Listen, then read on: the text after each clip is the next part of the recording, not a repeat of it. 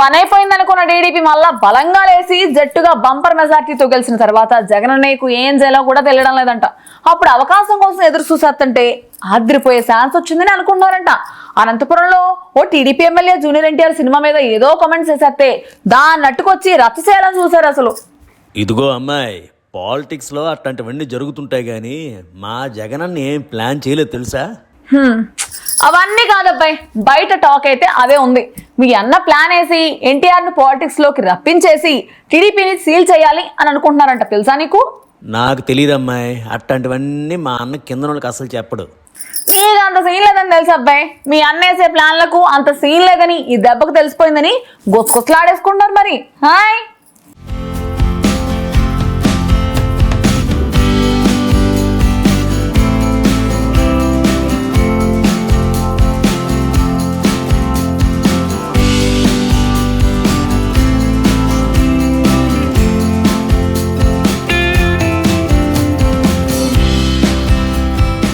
వైఎస్సార్సీపీ కొత్త ఎత్తులేయాలని చూస్తోందట.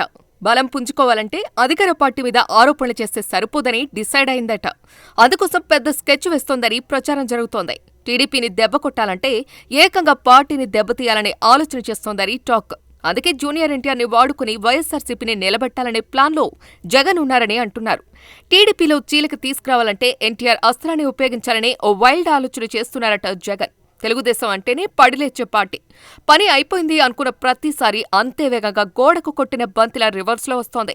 2019లో గెలిచిన జగన్మోహన్ రెడ్డి టీడీపీని చాలా తేలిగ్గా తీసుకున్నారు. చంద్రబాబును దారుణంగా దెబ్బతీశారని అనుకున్నారు. కింద మీద చూడకుండా అన్ని చోట్ల టీడీపీని, చంద్రబాబు, లోకేష్ను అవమానించేలా మాట్లాడటమే లక్ష్యంగా పెట్టుకున్నారు. ఆ పార్టీ నేతలను ఇబ్బందులు పెట్టారు. కానీ చంద్రబాబు కంబ్యాక్ అదిరిపోయేలా ఇచ్చారు. జనసేనాని పవన్ కళ్యాణ్ బీజేపీతో కలిసి వచ్చి జగన్ను కోలుకోలేని దెబ్బతీశారు. కూటమి సర్కారు దూకుడుతో ఇప్పుడు జగన్ బెంబేలెత్తిపోతున్నారు. టీడీపీ కూటమిని ఢీకొనాలంటే పాత వ్యూహాలు వర్కౌట్ అవ్వవనే విషయం తెలుసుకున్నారు జగన్. అందుకే ఏదైనా వైల్డ్గా చేయాలనే నిర్ణయానికి వచ్చారట. ఆ టైంలో జగన్ మైండ్లోకి వచ్చిన ఆలోచనే జూనియర్ ఎన్టీఆర్ అని చెప్పుకుంటున్నారు. టీడీపీని దెబ్బతీయాలన్నా, వైఎస్సార్సీపీ నిలబడాలన్నా ఎన్టీఆర్ఏ దిక్కని భావిస్తున్నారట. ఒకప్పుడు టీడీపీలో ఉండి ఆ తర్వాత ఎన్టీఆర్కు అవమానం జరిగిందంటూ బయటకు వచ్చారు కొడాలి నాని, వల్లభనేని వంశీ. 2019లో జగన్ అధికారంలోకి వచ్చిన తర్వాత టీడీపీ పని అయిపోయిందనుకున్నారు.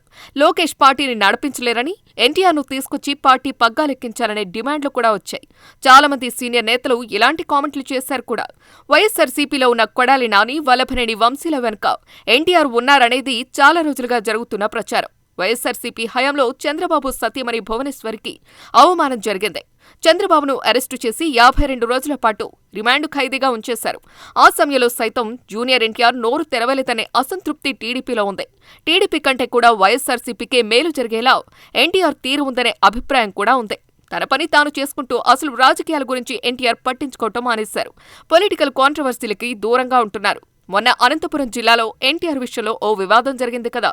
టీడీపీ ఎమ్మెల్యే ఒకరు ఎన్టీఆర్ సినిమా విడుదల సమయంలో చేసిన వ్యాఖ్యలు వివాదానికి కారణమయ్యాయి. ఆ వివాదాన్ని పెద్దదిగా చేయటం వెనుక వైఎస్సార్సీపీ పాత్ర ఉందని కామెంట్స్ వినిపించాయి. ఎన్టీఆర్ను మరోసారి తెరపైకి తెచ్చి టీడీపీలో చీలిక తేవాలని జగన్మోహన్ రెడ్డి ప్రయత్నించారని అంటున్నారు. ముందుగా కొడాలి నాని, వల్లభనేని వంశీమోహన్ ద్వారా ఎన్టీఆర్ను టీడీపీలో యాక్టివ్ చేయించాలనుకున్నారట.